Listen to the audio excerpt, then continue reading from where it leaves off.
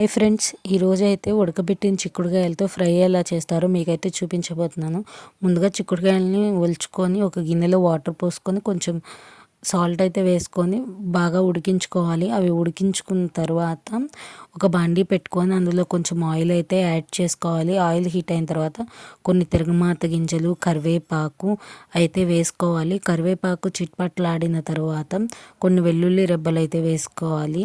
ఎందుకంటే వెల్లుల్లి వల్ల మనకి జీర్ణ శక్తి అనేది పెరుగుతుంది కాబట్టి ఒక 4-5 రెబ్బలు యాడ్ చేసుకోవడం వల్ల కర్రీకి ఫ్లేవర్ అనేది వస్తుంది. ఎట్ ఎ టైం మనకి కూడా చాలా యూజ్ అవుతుంది. తర్వాత సన్నగా కోసుకున్న ఉల్లిపాయ ముక్కలు అయితే యాడ్ చేసుకోవాలి. యాజ్ యూజువల్ ఉల్లిపాయ ముక్కలు గోల్డెన్ బ్రౌన్ కలర్ వచ్చేంత వరకు వేపుకుంటూనే ఉండాలి. ఉల్లిపాయ ముక్కలు గోల్డెన్ బ్రౌన్ కలర్ వచ్చిన తర్వాత మనం ముందుగా ఉడకబెట్టుకున్న చిక్కుడుకాయలు అయితే ఉన్నాయి కదండి, అవి అయితే ఇందులో యాడ్ చేసేసుకోవాలి.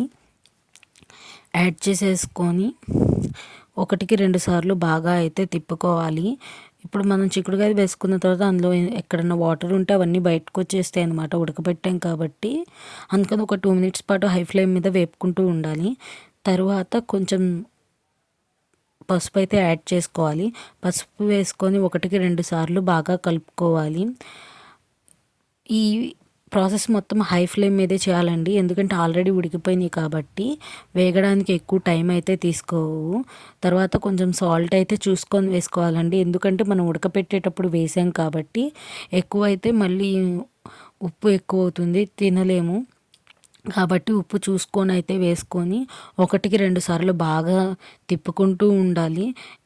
ఎన్నిసార్లు తిప్పితే అంత బాగా వేగుతాయండి ఆయిల్కి. ఆల్రెడీ ఉడికినాయి కాబట్టి ఇంకా బాగా ఎగుతాయి. చూసారు కదా ఎంత బాగా ఎగాయో. ఇప్పుడు లాస్ట్లో మనకి ఎంత కారం కావాలో అంత కారం చూసుకొని అయితే వేసుకొని తిప్పుకోవాలి. కారం వేసుకున్నాక ఒక్క 2 మినిట్స్ అలా హీట్లో ఉంచేసి కట్టేస్తే ఎంతో రుచికరమైన చిక్కుడుకాయ ఫ్రై అనేది రెడీ అయిపోతుందండి. మీలో మన ఛానల్ ఎవరైనా ఫస్ట్ టైం చూస్తుంటే ఛానల్ని సబ్స్క్రైబ్ చేసుకోండి.